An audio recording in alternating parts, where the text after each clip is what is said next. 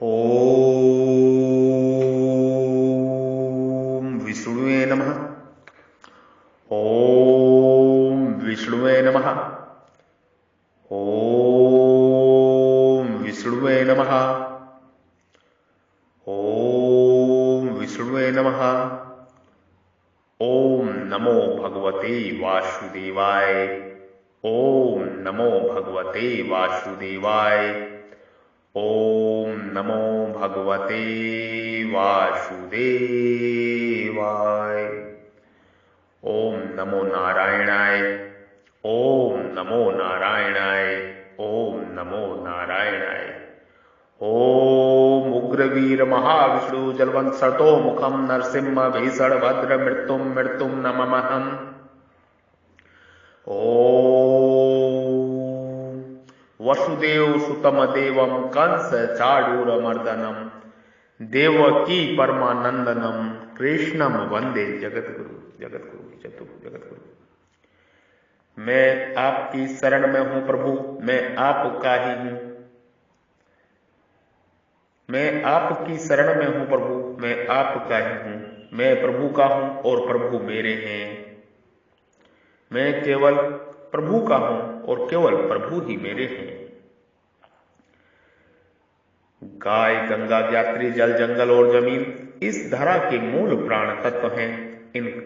इनका संरक्षण रक्षा आदि सृष्टि आदि सनातन जगत के लिए, संपूर्ण विश्व के लिए आवश्यक ही नहीं परम आवश्यक है। मैं ब्रह्म ऋषि महर्षि बद्री विशाल योगी श्री अवध का संत आप सभी को प्रणाम करता हूं। आपके हृदय रूपी मंदिर में विराजमान, हृदय रूपी गुफा में विराजमान परब्रह्म परमेश्वर ईश्वर प्रभु को प्रणाम करता हूं। कृपया मेरा प्रणाम नमस्कार स्वीकार करें। ब्रह्म ज्ञान, महान ज्ञान, मोक्ष मुक्ति का ज्ञान, स्वयं के स्वरूप में स्वयं का दर्शन, ये सत्य योग है, ये नित्य योग है, ये राज गुहा योग है, ये राज विद्या योग है, ये ब्रह्म विद्या योग है। इस योग को आप सुने, ये अग्नि तत्व वचन सुने और ब्रह्म ज्ञान की ओर आगे बढ़े। स्वयं के स्वरूप में स्वयं का दर्शन करें, अपनी आत्मा का आत्म साक्षात करें, उस आत्मा के भीतर प्रभु के दर्शन करें, स्वयं का दर्शन और आत्मज्ञान प्राप्त करें, मोक्ष मुक्ति की ओर आगे बढ़े। यही सच्ची सफलता है, यही सच्चा पुरुषार्थ है। परमात्मा की प्राप्ति, परमात्मा को अपने हृदय रूपी मंदिर में अपनी आत्मा की ज्योति में प्रकट कर देना, यही सच्चा पुरुषार्थ है, यही सच्ची सेवा है समाज के प्रति।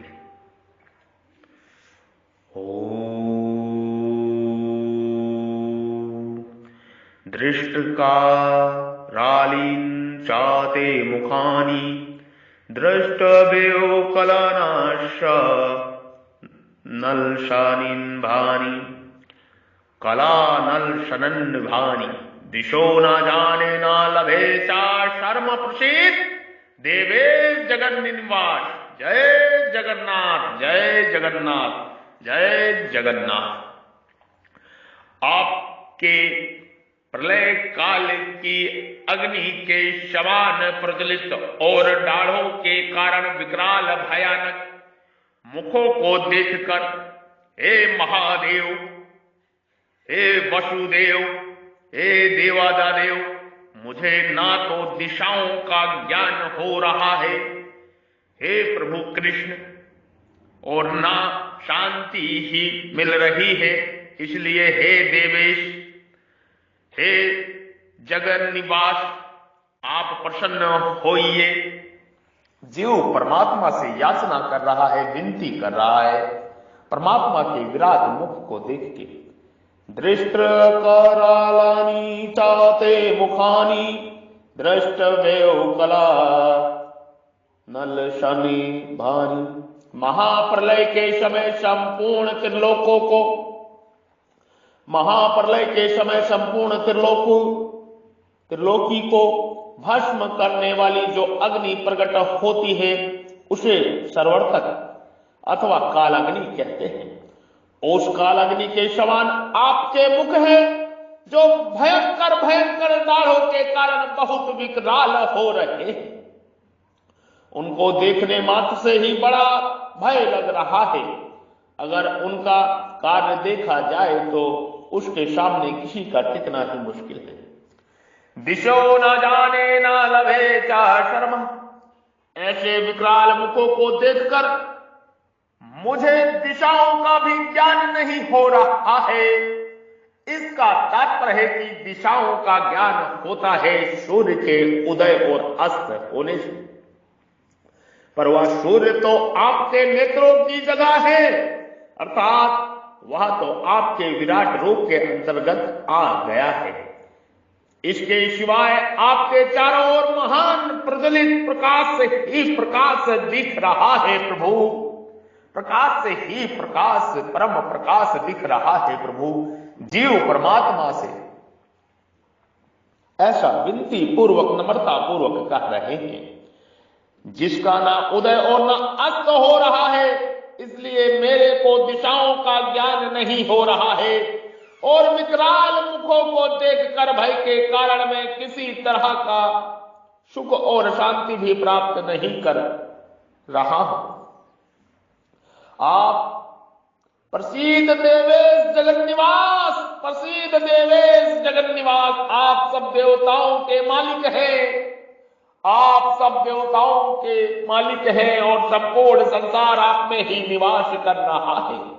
अतः कोई भी देवता मनुष्य भय भीत होने पर आपको ही तो पुकारेगा, आपके सिवाय और किसको पुकारेगा तथा और कौन सुनेगा। इसलिए मैं तो आपको कर रहा हूं, आपको पुकार कर रहा हूं कि हे देवेश, हे जगन्निवास, हे देवेश, हे जगन्निवास, आप प्रसन्न होइए।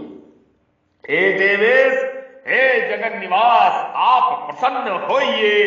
जीव परमात्मा को देवेश, हे जगन्निवास कह रहा है। भगवान के विकराल रूप को देखकर जीव को ऐसा लगा कि भगवान मानो, प्रभु मानो बड़े क्रोध में आए हुए हैं। इस भावना को देकर ही भयभीत जीव भगवान से प्रसन्न होने के लिए प्रार्थना कर रहे हैं। भगवान तो प्रसन्न होकर ही जीव को अपना विराट रूप दिखा रहे हैं, पर उनके रूप की उग्रता को देखकर जीव को यह वहम हो रहा है कि भगवान अप्रसन्न है। इसलिए वे भगवान से प्रसन्न होने के लिए प्रार्थना कर रहे हैं। जीव भगवान से प्रार्थना कर रहे हैं, हे प्रभु आप प्रसन्न होइए, हे प्रभु आप प्रसन्न होइए, हे जगन्नाथ, हे जगन्निवास, हे जगन्निवास, हे देवेश आप प्रसन्न होइए। योद्धाओं का विराट रूप में प्रवेश होने का वर्णन। समस्त योद्धा प्रभु के विराट रूप में दिख रहे हैं।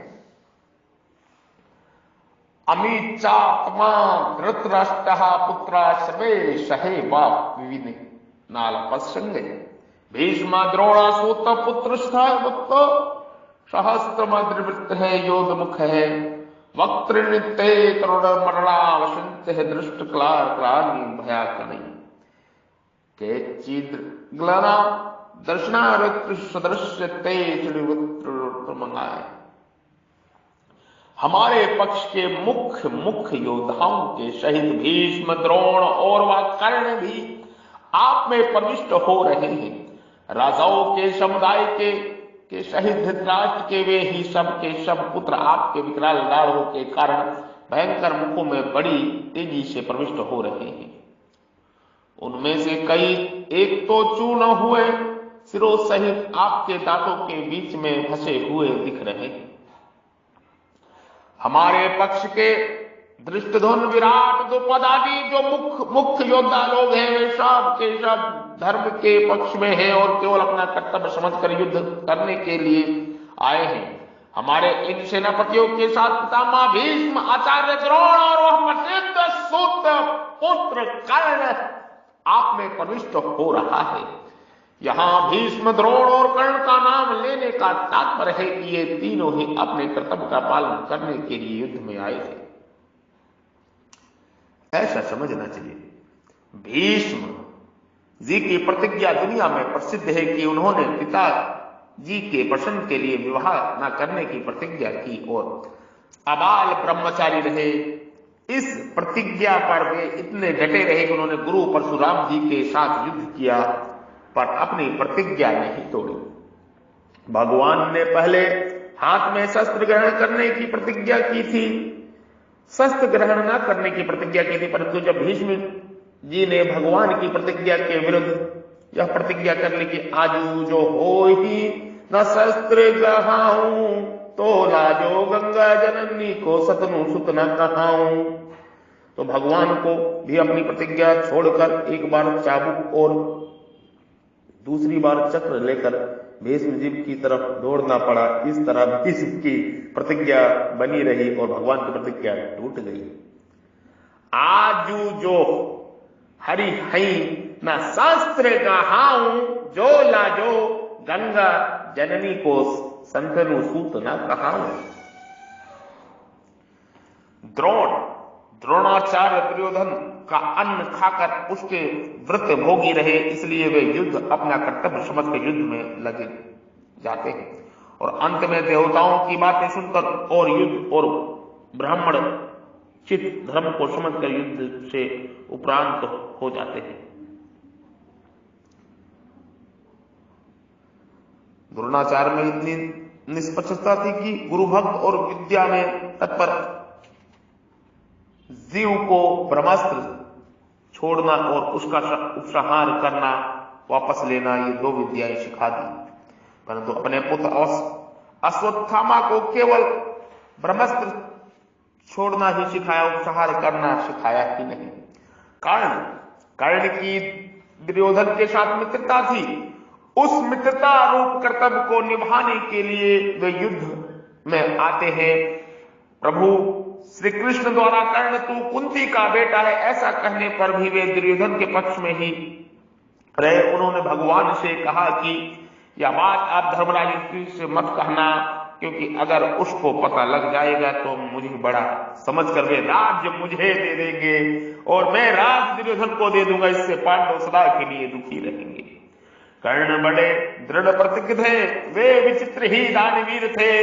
इंद्र के मांगने पर उन्होंने अपने नैसर्गिक जन्मजात कुंडल और कवच उतार कर दे दिए थे। माता कुंती के द्वारा मांगने पर उन्होंने अपने 5 पुत्रों को बने रहने का वचन दिया, जिसमें उन्होंने कहा, मां मैं युधिष्ठिर, भीम, नकुल और सहदेव को तो मारूंगा नहीं, पर अर्जुन के साथ मेरा युद्ध होगा। युद्ध में अगर अर्जुन मेरे को मार देगा तो तेरे 5 पुत्र रहेंगे ही, और अगर मैं अर्जुन को मार दूंगा तो भी मेरे सहित तेरे 5 पुत्र रहेंगे। अमीचा तवम धित्राष्टम पुत्र सर्वे सहेवा वनिंद्र पाल संग। दुर्योधन के पक्ष में जितने राजा लोग हैं जो युद्ध में दुर्योधन का प्रिय करना चाहते हैं, अर्थात दुर्योधन को हित की सलाह देने नहीं दे रहे, उन सभी राजाओं के समूह को साथ धृतराष्ट्र के दुर्योधन, दुशासन आदि 100 पुत्र विकराल दाढ़ों के कारण अत्यंत भयानक आपके मुखों में बड़ी और तेजी से प्रवेश कर रहे हैं। जीव ऐसा प्रभु से कह रहे हैं। वक्त्राणि ते तवरणमाणा वसंती दुष्क्राराणि भयानकानि। विराट रूप में वे चाहे भगवान में प्रवेश करें, चाहे भगवान के मुख में जाएं, वह एक ही लीला है, परंतु भावों के अनुसार उनकी गतियां अलग अलग प्रतीत हो रही हैं। इसलिए प्रभु में जाए अथवा मुखों में जाए, वे हैं तो विराट रूप में ही।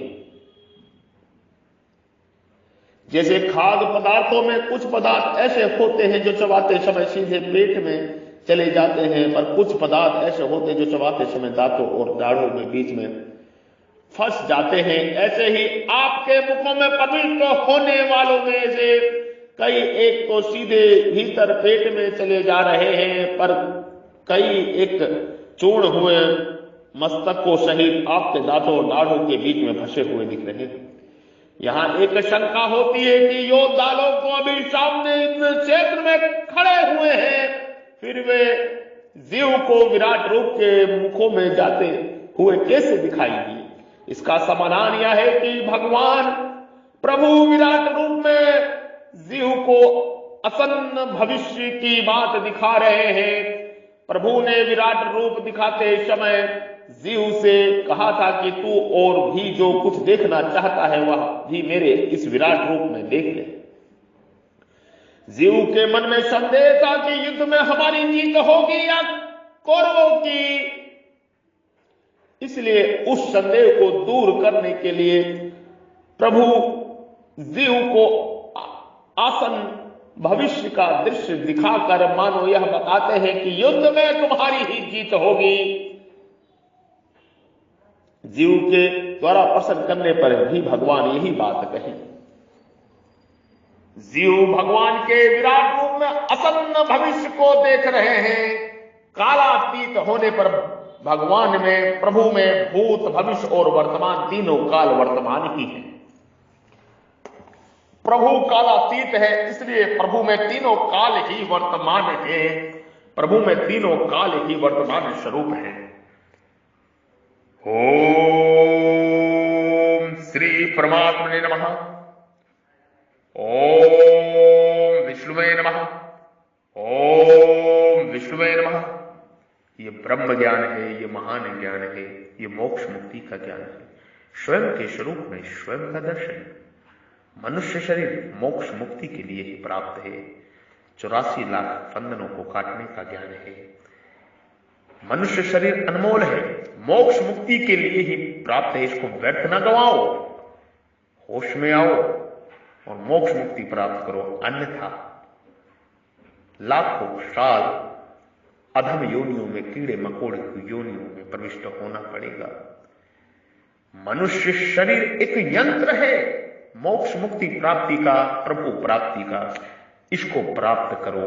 ये मनुष्य शरीर ऐसे ही नहीं मिला, ये प्रभु ने दयावश आपको दिया है। सोचो, विचार करो और प्रभु की ओर आगे यात्रा करो। प्रभु का नाम स्मरण करो। ओम भू, ओम भ, ओम स्व, ओम मह, ओम जन, ओम तप, ओम सत्यम, ओम सत्यम, ओम सत्यम। यही सच्ची सफलता है। ओम आ ऊ मा, आ ऊ मा, आ ऊ मा, इन 3 अक्षरों में अनंत अनंत ब्रह्मांड प्रभु का प्रकाश छुपा है। समस्त जीव इन 3 अक्षरों में ही विराजमान है। आ ओ मा, ये ब्रह्म ज्ञान है, ये मोक्ष मुक्ति का ज्ञान है, यही सच्ची सफलता का ज्ञान है। हे मनुष्य, विचार करो, मैं तुम्हें जगाने आया हूं। मोक्ष मुक्ति की राह मनुष्य जन्म की सफलता है, उस सच्ची सफलता को दिखाने आया हूं। बाकी जितनी भी सफलता है वह व्यर्थ है, व्यर्थ है, व्यर्थ है।